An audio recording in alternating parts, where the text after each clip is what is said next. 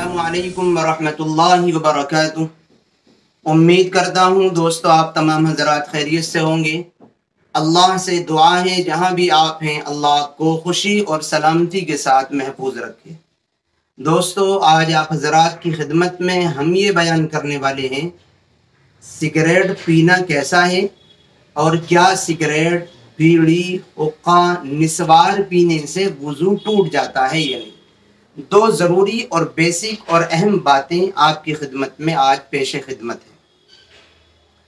सबसे पहली बात तो ये समझ लें कि इस्लाम की नज़र में मुसलमान के लिए, मोमिन के लिए सिगरेट पीना ये अच्छा काम नहीं है। इसकी हैसियत इस्लाम की नज़र में मकरूह होने की है। मकरूह किसको कहा जाता है? यानी ऐसा भी नहीं कि बिल्कुल जायज़ हो और ऐसा भी नहीं कि हराम हो, बल्कि बीच बीच का दर्जा रखने वाला है। इस्लाम इसको नापसंद करता है। अल्लाह उसके रसूल ने इसको नापसंद किया है। जब अल्लाह उसके रसूल ने नापसंद कर दिया तो एक मोमिन भी हो फिर रसूलुल्लाह की नापसंदीदगी को अपनी पसंद बनाए। अल्लाह की नापसंदीदा चीज़ को मोमिन होकर के अपनी लिए पसंद की चीज़ बना ले, ये कहाँ की अक्लमंदी है, ये तो बेहुदापन है। इसलिए पहली ये बात क्लियर हो गई कि इस्लाम ने इन चीज़ों के पीने को पसंद नहीं किया है, ये मकरूह है।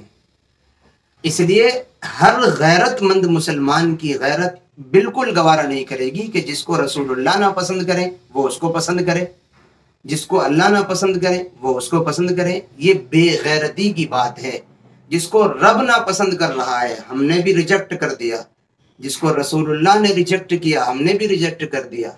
जो रसूलुल्लाह को पसंद नहीं हमें भी पसंद नहीं। एक मुसलमान को इतना सोच सोच कर ही इन चीज़ों को छोड़ देना चाहिए।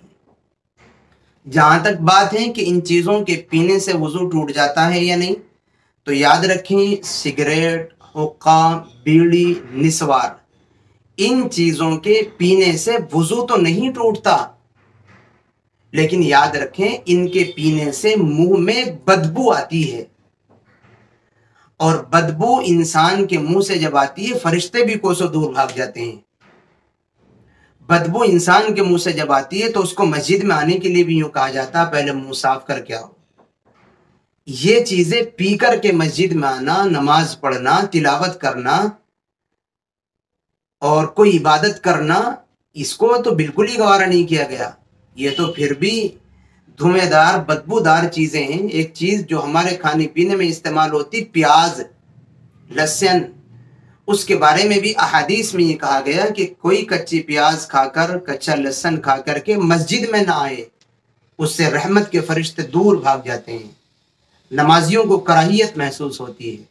तो याद रखें वुजू तो इन चीज़ों से नहीं टूटता, लेकिन जो बदबू आती है वो फरिश्तों को नापसंद है, वो अल्लाह को नापसंद है, वो मस्जिद में मौजूद नमाजियों को नापसंद है, वो पास में बैठने वाले लोगों को नापसंद है। उनकी नापसंदीदगी की वजह से दोबारा वुजू कर लेना चाहिए और दोबारा वुजू करके उस बदबू को ज़ाइल कर देना चाहिए। या अगर वुजू ना भी किया जाए तो कम से कम दर्जे की बात यह है कि बेहतरीन से अच्छे से कुल्ला करके उस बदबू को ख़त्म करके फिर मस्जिद में नमाज पढ़ना आना चाहिए। ये बदतमीज़ी है।